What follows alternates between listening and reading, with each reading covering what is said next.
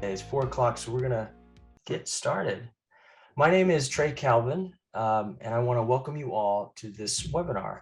And thank you for joining the Center for Applied Linguistics, who's hosting today. It's a 30-minute webinar in our season 2 of what we are calling Critical Conversations, Research to Policy and Practice series. This year, our theme is Equity in Practice, centering multilingual learners. We explore what it means to take an asset-based approach when working with multilingual learners and how an equity perspective can and must guide local, state, and national policy across different educational settings. Today's webinar is entitled Preparing Multilingual Learners for College and Career Success. A few logistical notes before we begin. This webinar is being recorded and will be posted to cal.org immediately after the event. Also, there is closed captioning available for this webinar. That is the closed caption button at the bottom of your black ribbon, and you can press that and turn on the subtitles if needed. The Center for Applied Linguistics is providing this event as a public service. However, the views, thoughts, and opinions expressed belong solely to the persons expressing them and do not necessarily represent the views of the Center for Applied Linguistics. And now I'll turn to our 3 esteemed colleagues and experts in the field in the works that they do. They work in the intersection of research, policy, and practice in language education, language access, and equity. We're very lucky to have so much knowledge on the call, and we would encourage you, the audience, to chime in with your questions for our panelists today via the Q&A box at the, again, at the ribbon at the bottom of your screen. We'll try to address as many questions as we can get to once we conclude. You can also click on the chat button to say hello to your colleagues or tell us where you're calling in from. Try it out now, see if it's working for you. And I'll be in there chatting with you as well. Finally, before we begin, just make sure that your microphones are muted so that we can avoid any interruptions during our presentation. And this time I'll turn it over to Ester de Jong. Thank you for hosting us today, Esther. You're welcome, and I'm very happy that Keira Ballantyne is joining me as the Center for Applied Linguistics partner today. Couldn't do it without her either. It's amazing to see where people are coming from, both from inside and outside the United States. Welcome. I'm so pleased to start the new series for this year off with a webinar on supporting multilingual learners and that transition to high school, from high school to the college and the workforce. And we have probably the national expert on this topic here today, Yasuko Kanno. Welcome, Yasuko. It's a pleasure. Yasuko is an associate professor of language education and the chair of the Department of Language and Literacy Education at Boston University Wheelock College. This is actually my alma mater. I graduated from Boston University.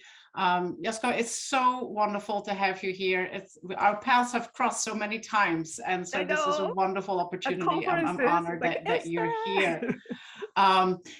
So this is a very short webinar, so let's get us started.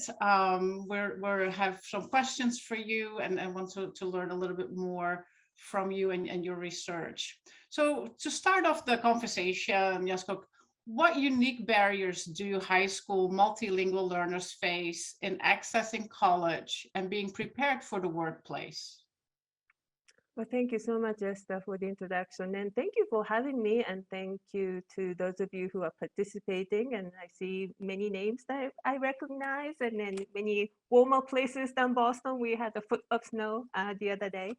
So in talking about multilingual learners and their barriers to access to college and the workplace, readiness, I want to talk about academic preparation and guidance.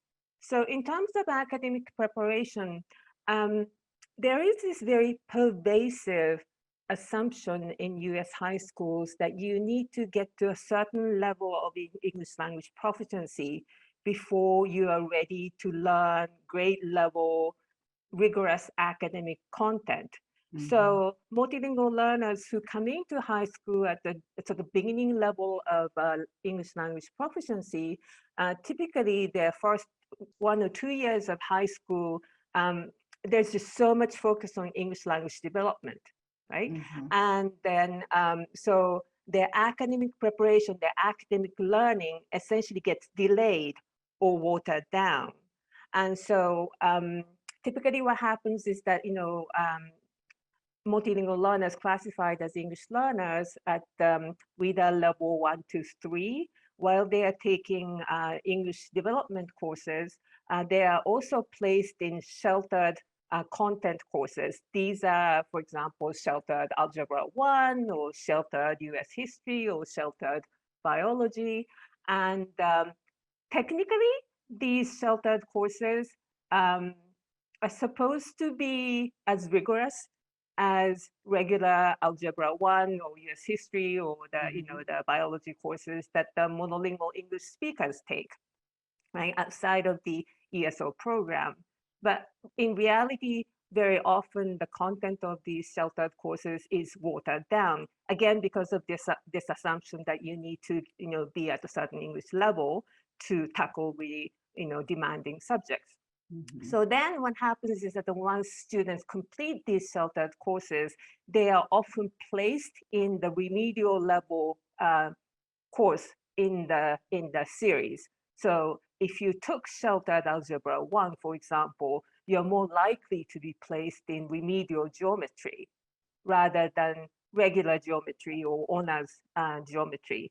And once you are tracked into these remedial courses, it's really hard to get out of that remedial track to reach honors or AP courses by the end of high school. So basically the system is set up in such a way that if you come in as classified as English learners into high school, then that has an immediate sort of detrimental impact on the kind of academic learning that you can have access to. And that obviously has direct impact in turn on what kind of post-secondary options are available, right? So that's academic preparation. In terms of guidance, like I started this work about 10, 12 years ago. And at that time, I was both naive and I think I was also elitist at the same time. And I was very gung-ho about, sending as many English learners to four-year colleges as possible, and that everybody should go to a four-year college, that sort of mentality. And as I have worked with many multilingual learners, I really come to adjust that stance. I really don't think anymore that everybody should go to a four-year college, and whether you're monolingual or multilingual. There are many options, right? And I've met really wonderful multilingual learners who are just not academic, but who have really, really, interesting interests or talents. And one student, Roberto, said to me, Dr. Yasuko, I'm just not academic. I want to go to a trade school and then get a job as fast as possible. And that's a wonderful pathway as well, right? And yet there is such a strong emphasis in US high schools for college for all. And so the US high school system is set up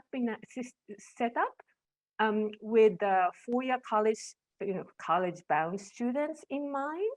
So the guidance for students who are either not qualified to go to a four-year college or not interested to go to a four-year college is really given a short shrift, right?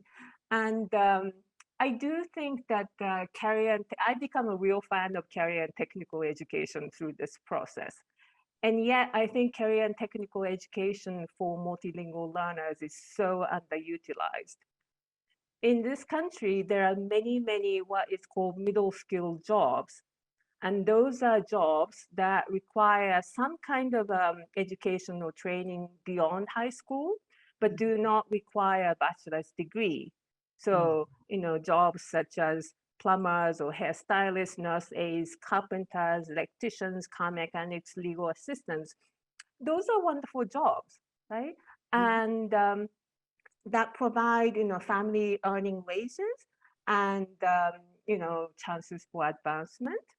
And yet, because there is such a sort of emphasis on college for all, we are not giving young people a wide range of choices that are available, and especially for multilingual learners who are first generation immigrants here and who have not been in this country for a very long time, and then parents are immigrants as well.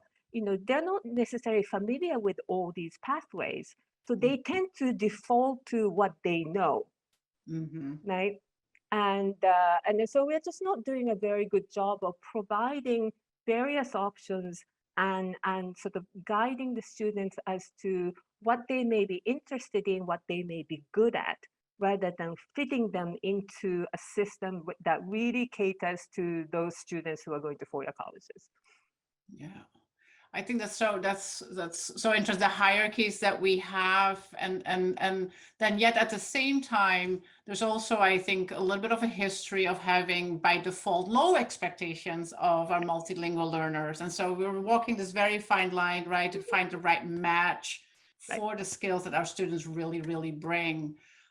Which gets me to my second question, which is, as you're thinking about the research, one of the themes for this year is really this idea of centering multilingual learners. And what does that really mean when we say that? And so when you think about the research, what key insights does the research provide into what it means to center multilingual learners as it relates specifically to supporting their transition from high school to college or the workforce?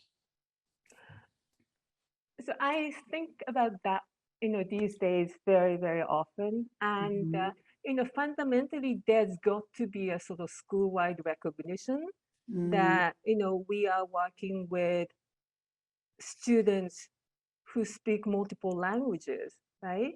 And who have unique talents and who have, sort of like experience using multiple languages on a daily basis, dealing with different cultures on a daily basis. And then really you need to recognize that's a talent and that's an asset, right? Rather than thinking of, I just find this still mind-boggling, this notion that, you take students who use multiple languages on a daily basis and call them, having deficits in language. I mean, that's just such an incredible contradiction, and yet it's such a common discourse in US schools. So when there is, I think, a school-wide recognition that these students have these talents, right? And then it is our job to really nurture that and to use that as a pathway to further education. I think that makes a difference. Another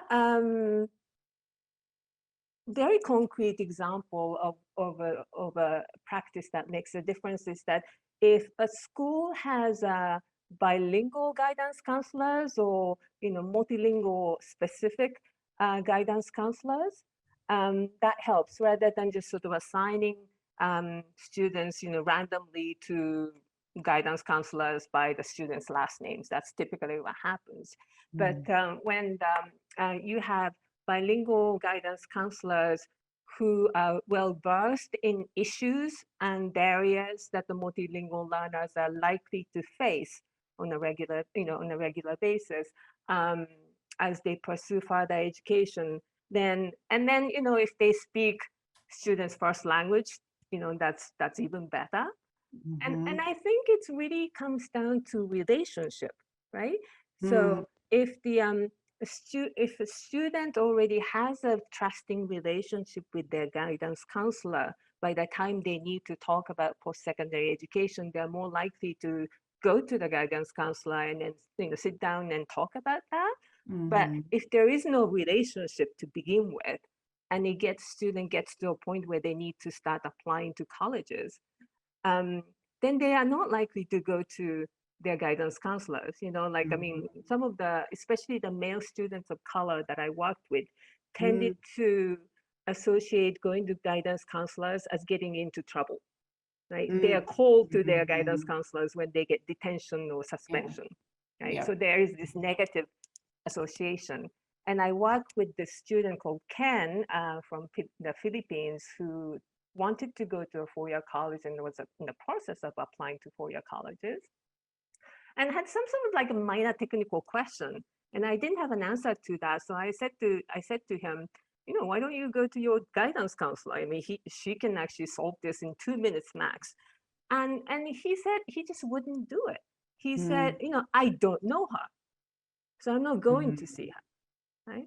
And so when there is not an established relationship, students do not avail themselves of the guidance counselors. Yeah. And so I think I'll stop there. Yeah, no, I'm so glad that you're noticing that it really takes the whole school to take an assets-based approach. It's not just the bilingual teacher or the English as a second language teacher kind of pulling that particular approach, but saying everybody needs to recognize the resources that all students bring, but particularly our multilingual learners bring. And they bring different resources, right, than other students, and the importance that we prepare counselors to work with a very multilingual and very diverse student population as well. Those are, we often talk about teacher preparation, right, which is, I'm sure, kind of another aspect of all of this, but I think I'm glad that we have these other people who are really, really important as part of this picture to set people up for success. Let me just add one more thing, actually. Yeah. Sorry, it just reminded me. So another thing is that, another thing I've learned is that schools don't have to do it all, right? And what I mean by that is that if you are working with immigrant multilingual students, who come from families who are not, whose parents are not college educated, the kind of guidance or mentoring that they need in order to get to a four-year college, for instance, if they want to go to a four-year college, right? It's not the kind of support that individual teachers or guidance counselors can provide to, like, especially the guidance counselors has like a caseload of 300 students or something, right? And then so there are schools that provide this sort of mentoring program. And I worked with a wonderful school in Massachusetts where, they actually established the mentoring, developed the mentoring program, and they pair up individual, first generation college students who are juniors and seniors in high school with adult mentors in the community. And these adult mentors are typically the parents of recent graduates of that high school, so who have gone through the, the college admissions process with their sons and daughters themselves. And then they work one-on-one from the spring semester of the junior year through the end of high school. And they take these students to college campus tours, and they choose the colleges to apply to. They fill out the FAFSA together. They apply, they edit college essays, and when the admission notices come, offers come, they compare sort of financial packages and choose which one may work best. And it's that kind of individualized, sustained mentoring that the students need. And again, it's not the kind of individualized mentoring that the one individual educator can provide. So you really need to sort of get the community involved. Yeah, and it does take a village, right? So I think that community, parents, and also the private sector, sometimes businesses also work with these mentorships that can really show different pathways, right, into the work. So before I get to my last question, I want to encourage people to I see lots of people putting things in chat, and Keira's keeping track of that. But if you have other questions, make sure you put it into the Q&A box. But so one of the things that we're trying to kind of wrap our heads around, Yasuko, in terms of this series is to say, so we know what the research says and what the research would recommend. It points to certain practices that we know makes a difference. So if we step back a little bit further, if you will, and thinking about the policies that currently exist that may create barriers or may put constraints on schools or teachers or counselors to do what they know needs to be done. So my last question really is going to challenge you to help us think about policy and help us think about what are the policy changes that we should be aspiring to if we truly want to facilitate access and equitable access to workforce and college for multilingual learners. What are some of the policy areas that we need to be looking at, and what do we need to be thinking about in terms of change? Mhm. So so one policy is has to do with what happens when multilingual students go to community colleges, right? Mhm. Those students who go to post-secondary education, many multilingual students are more likely to go to community colleges than four-year colleges, statistically speaking, often because for financial reasons, community college is less expensive than a four-year college. And but and then the high school often give students the advice that, go to a community college, and then you will be able to transfer to a four-year college later. And technically that's possible, and some students do it, right? So I'm not saying that's not possible, but what often happens is that once you go to a community college, if you're a multilingual learner, you are often saddled with a long sequence of ESL, required courses along with math remediation. And it may take like 3, 4, 5 semesters before you can even get to the first college level course. And I think, again, that's the assumption that you need to get to a certain English language level before you are ready for college level work, right? And then some community college systems are beginning to realize there is a real problem there. The remediation, instead of helping students succeed, actually basically preventing or discouraging them to continue.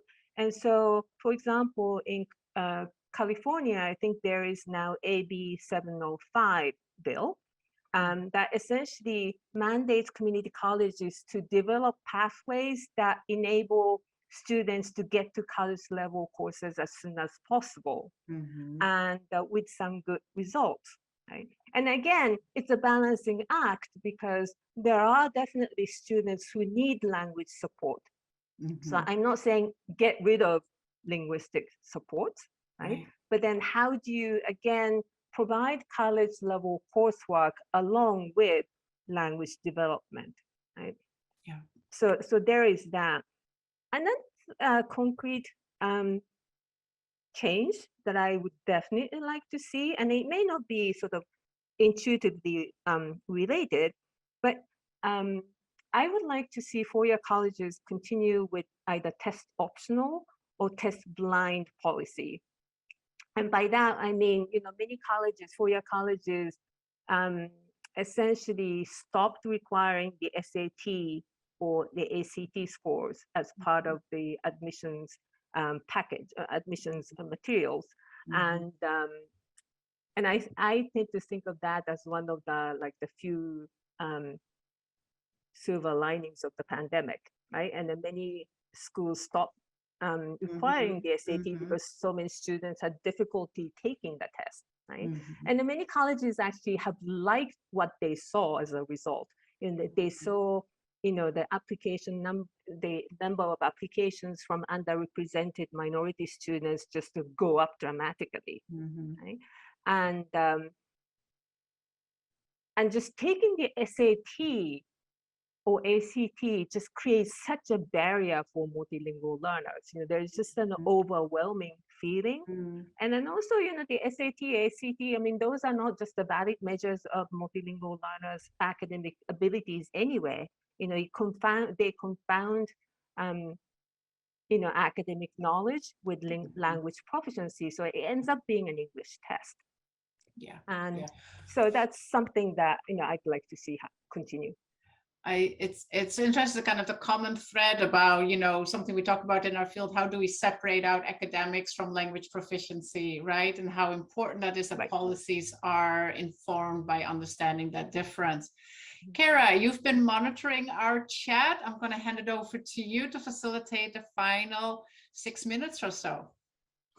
Thank you so much, Esther. Thank you, Yasuko, for all your observations so far. And I want to particularly say it warms my heart to hear you talk about career and technical education options and some of the maybe class-based assumptions that we see that dissuade students from those. And I also want to acknowledge there's a really robust discussion here in the chat about balancing that with ensuring that we don't track multilingual learners. So I really welcome, this conversation about what are the choices that students have offered to them and making sure that all students have access to all of those choices. So I want to, the first question that I want to put to you, Yasuko, is about that assumption that you started off with right at the beginning, the assumption that there's a proficiency threshold, an English language proficiency threshold that students need to meet before engaging in some more rigorous academic classes. And the question here is, what's your view of that assumption, and is the assumption misguided? I think it is misguided in the sense of it puts the onus on the students to get to a certain English language level, whereas before they have access to the kind of academic learning that they deserve and they are entitled to, right? Mm-hmm. And there are many ways that the teachers can scaffold language learners' academic learning, right? And I think we need to do a whole lot more to train ourselves and train classroom teachers to provide rigorous academic content to those students who are learning English still. It often ends up being, the students don't have access to honors and AP classes because they are not qualified, is the way that it's perceived. Whereas I think often, the teachers and the schools are not equipped to teach rigorous academic content to multilingual learners. Thank you. And I want to acknowledge the person that sent that question. That was Mark Wolfersberger. I have a question from Anna Duran, and she asks, one of my concerns is that there is a tendency to treat all bilingual and multilingual speakers as not fluent in English. I would like to hear some ideas about how to leverage multilingual learners in a college environment. That's a really good question. And then I struggle with the terminology, right? Because, I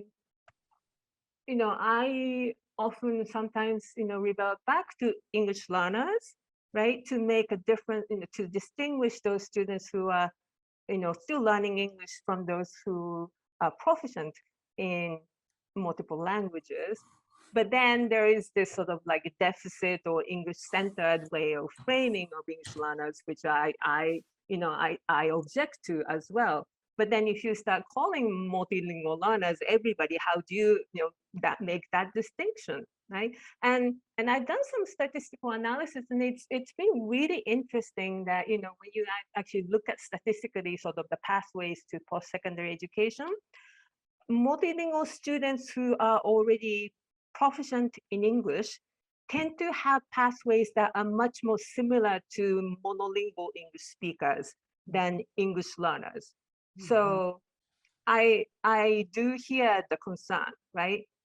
We are actually probably roughly talking about 3 large groups as opposed to 2, right? Those monolingual English speakers, English proficient multilingual students, and then, multilingual students who are learning English. Thank you. And then just as this is a final observation before we wrap up, I just want to share this observation that many other nations fund tertiary education than setting up a false dichotomy of college and or career, that those are both tertiary. In 1 minute, Yasuko, could you perhaps respond to, what's the policy implication of that unitary perspective there? I think those of us, that's an age gap too. The current career and technical education is not the vocational education that we used to perceive as sort of like the alternative program for people who can cut it in the college prep. Career and technical education is just so much more sophisticated, so much more technological, right? Technology centered, and it's becoming more like almost like an enrichment program, which itself is a problem. But I think we really need, our generation, really need to shed this notion of the VOTEC. The current CTE is very, very different, and it's a real sort of alternative to going to sort of more of academic programs at the 4-year college level. And many CTE students actually go into 4-year colleges, as a matter of fact. Well, thank you. Well, that's all the time we have today. I would like to thank our wonderful guest speaker, Yasuko Kanno, for sharing her insight and experience with preparing multilingual learners for their future careers. Thanks to the Center for Applied Linguistics for hosting this webinar, as well as the webinar series. And finally, I would like to thank you, our audience, for your questions, your comments, the rigorous discussion in the chat, your enthusiasm around this critical conversation. We encourage you to share what you've learned today with your colleagues. To that end, we'll be sending a recording of this webinar to you via email. And we'll also be sending some additional resources that we hope will help you on your journey. So we have a resource list to accompany the wonderful research that Yasuko talked about today. And we invite you to join us for our next webinar in this series. It'll be held on April 13th. It's entitled Digital Multiliteracies Reframed, and you'll be able to sign up for that on our webinar at www.cal.org.